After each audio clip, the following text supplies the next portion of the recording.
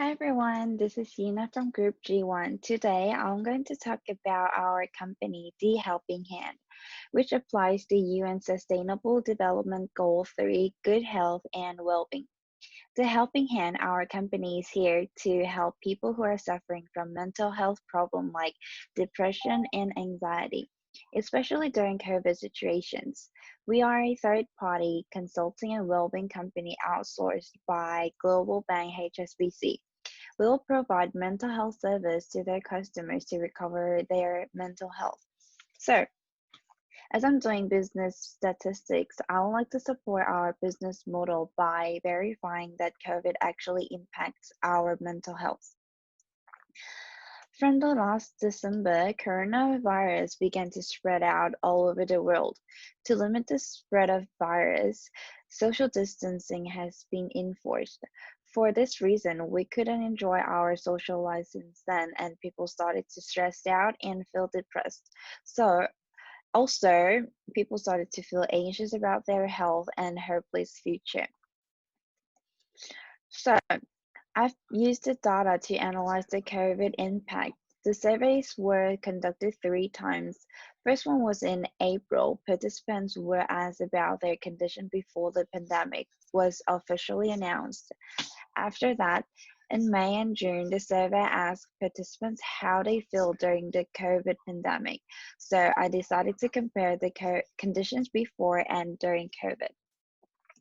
From the study, I found that there is a significant negative COVID impact in our life, which means people are more suffering with their mental health after coronavirus started to spread.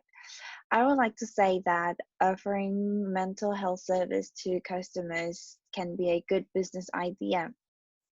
However, if we target the customers from all Australian HSBC Bank, there will be too many customers to manage. Since we are a startup company and we have a limited budget, I suggest to start up with customers who live in Melbourne because Victoria State has been impacted by the COVID the most. So, if we consider that, we can expect approximately 6,800 customers for our first year. This number is more affordable and reasonable for the startup company. So this is all I have summarized from the study, and now I'll pass down to Kyle. Thank you. Thank you very much, Una, for taking us through those stats. Today, I'm here to talk to you about the human resource management to a helping hand. To start with, wanted to talk through job analysis and job design. So the job analysis and job design, the two key fundamentals that we'll be targeting our job analysis and job design. Firstly is through a position description. So the key roles will be outlined within the position description, such as the role overview, setting expectations, the required skills, prior knowledge. So it's an expectation that all applicants have a prior degree in Bachelor of Psychology or Bachelor of Psychological Science, the expected and the expected remuneration. So what this does is it really sets up the expectations of the role and targets the right audience and the right employees required for the role. For job design, the way that the role will be designed is segmented into 3 key elements. Number 1 is assisting customers. So actually on the front line, assisting customers and speaking through counselling conversations. This will take up about 60% of the role. Documentation and reporting, so after the conversation, documenting it and ensuring that future conversations are referenced. So that'll be about 30% of the role, and continuous improvement activities and calibration sessions, which will be about 10% of the role.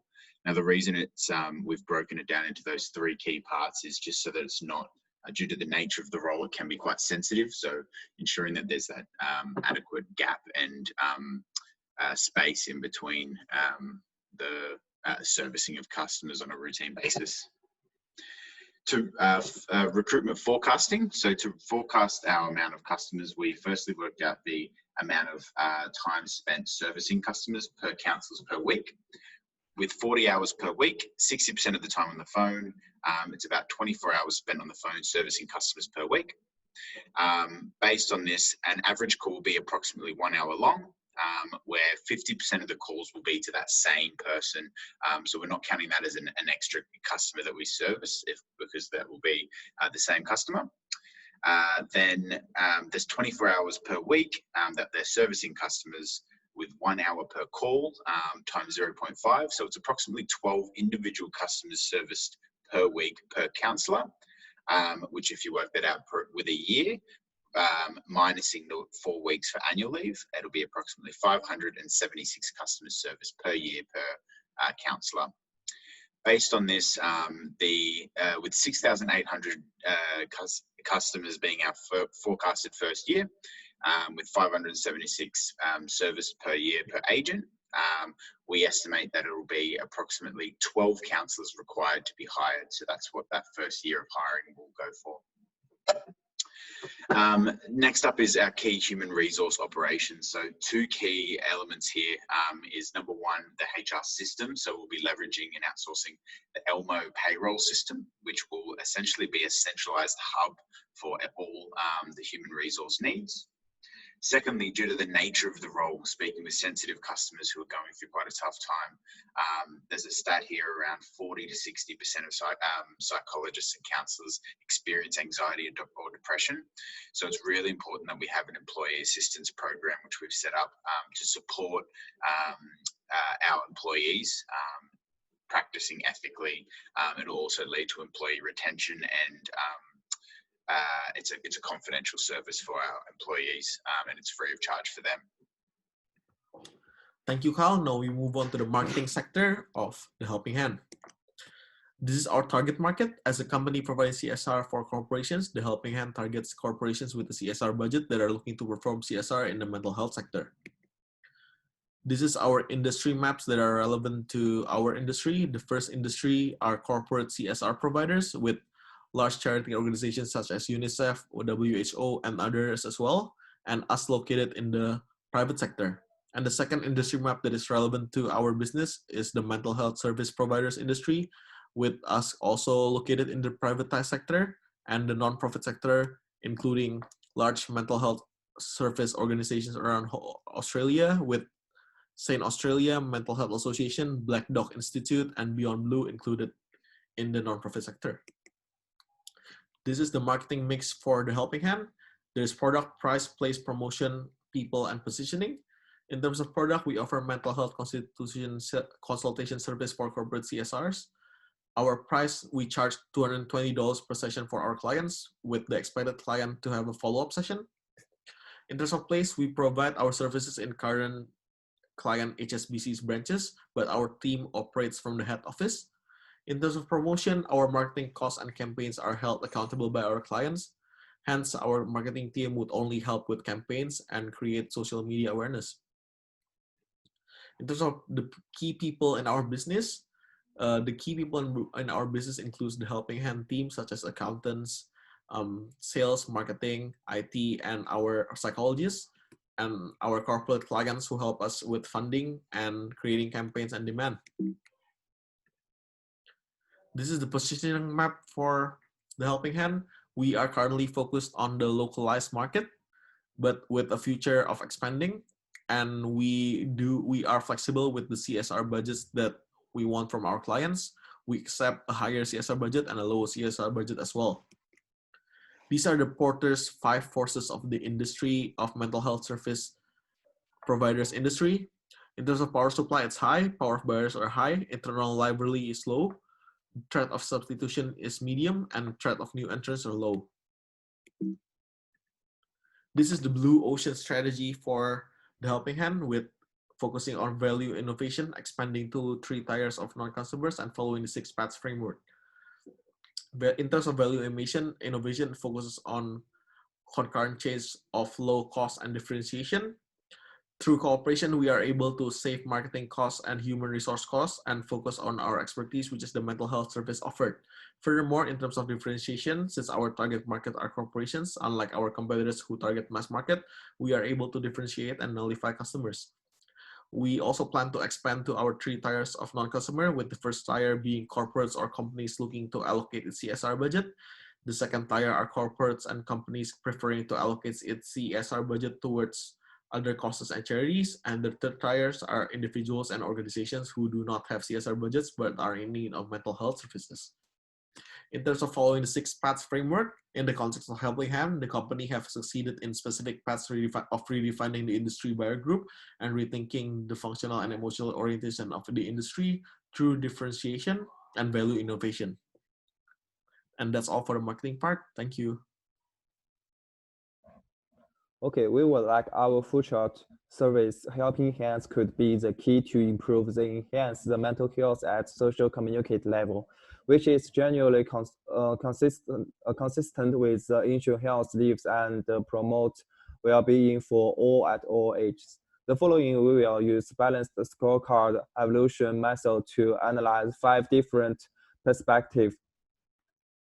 One, on the financial side, we have 2 goals. One is to increase income and the other is to reduce financial risks. The KPI of the earning indicator is EBITDA and the revenue growth, which with corresponding annual targets in the range of 8 to 15% and 5 to 8% respectively. We would like to consistently invest in various marketing channels to attract customers and introduce rigid cost controls to achieve those 2 objectives. For customers' perspective, we would like to target clients who are experiencing mental health problems associated with confinement and chronic lack of social interaction. Our basic goal is to improve customers' retention, which will be measured by the satisfaction indices and the percentage of active users. We will pay close attention to Google reviews and online social media feedback to ensure our satisfaction is always above 80%. From an internal business process perspective, we will continue to optimize our operations and management activities, improve the effectiveness of stockholders' engagement, and enhance our network reliability. We will continue to make efforts to reduce consultation time for customers, partners, suppliers, employees. Everyone in our company must take a general skills training course to provide them with effective communication and time management skills. For learning and growth, people are the key value drivers for our applications. We need to keep improving our retention levels. We expect employee satisfactions to remain above 85% and turnover to remain below 8%. For our social perspective, our basic goal is to increase mental health awareness from our operational perspective. These goals can be measured by the number of communicated projects over a period of time. We will ongoing invest in marketing and promotion in various channels and from strategic partnership with mental health professionals and non-government organizations. Thank you, Dean. And now to the financial aspects of our business. We have a startup budget of $1 million, which will go towards the upfront cost and the first 4 months of other expenses for our business. Looking at the statement of profit and loss, we can see the main figure here is our revenue.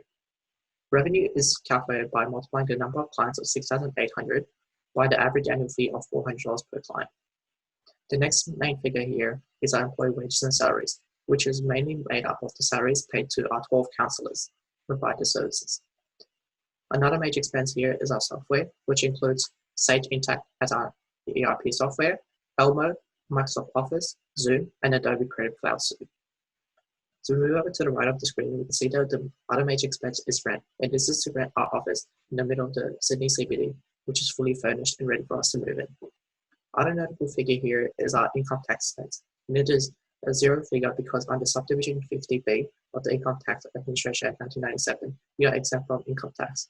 This leaves us with a profit for the year of $617,000, and of this we pay roughly 60% as dividends back to our directors. Looking at our financial position, we have a very high cash balance. Some other assets include our computer equipment in our property plant equipment and software implementation, plus website building fees in our intangibles. These are less of any depreciation and amortization.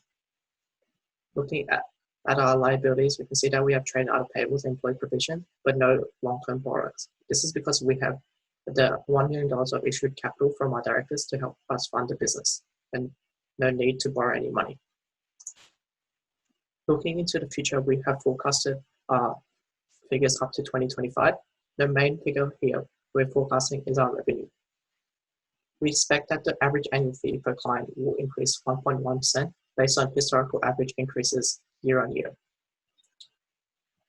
And then the next big thing that will happen is in 2024, where we expect to move into the Sydney market and gain an extra 7,270 new clients, which will further boost our revenue. All other figures here are represented as a percentage of sales based on our figures from the 2021 financials. Looking at the financial goals and outcomes, we know that our directors require us to achieve a rate of return above the Australian government bond yields. We can see on the graph on the left that in both the 1 year and 5 year horizon, we are well above the yields required. And as we can see on our right, we can expect the directors to receive their $1 million investment capital back within 2 to 3 years. Finally, back to our forecast, you can see our financial position at the end of the 5 years is very strong. Mainly speaking, we have a high cash balance to help us globalize the business and further grow and increase the rate of return for our directors. Thank you everybody before me. The last section of our business proposal is the internationalization strategies, and I'm going to speak about countries that we can possibly move to in the future. COVID-19, as you all know, has affected people everywhere. So for the future of our company, we decided to use HSBC as our bank of choice so that we can easily flow into other countries, as HSBC has branches all over the world. The first country that I've chosen as a viable country for internationalization is the UK. The UK is Australia's second largest foreign direct investment destination and the 7th largest two-way trading partner. Australia and the UK have a lot of shared history and community alongside similar social ideologies, which is super important when you're looking to move overseas. People in the UK are somewhat similar to the people that we have in Australia, meaning that they're probably going to be able to respond well to the same products that we have here. Using the means of a joint venture is probably the best idea on how to merge into the UK. When I say joint venture, it's more in the sense that the HSBC banks in the UK will partner up with counselling services over there to create a partnership between the two. We can send over all of our information, like our marketing plans, our strategies, and our HR information from Australia, which means that it's a super easy way to internationalize. The second country that we have chosen as a possible candidate is New Zealand. One of the main reasons why this would be an easy target is because of the close geographical location. New Zealand also has very similar cultures and laws to what we have in Australia, and both our companies are part of the Australia-New Zealand Closer Economic Trade Relations Agreement. This means that there are no tariffs between the two countries, and our products would be easy to go over there for free. Australia is also New Zealand's top destination for foreign direct investment. It's also the best country in the world for us to swap our staff around with, as it's the only country that Australians don't have to have a visa to move over there to, and vice versa. Some other possible candidates that I've chosen for our country to internationalize to are Canada, as they have strong trade deals with Australia, are part of the Commonwealth and speak English. The USA. The USA is different. They have the second highest rates of mental health issues in the world. And after COVID, I'm sure that these would have expanded, especially with the other things that are going on over there at the moment.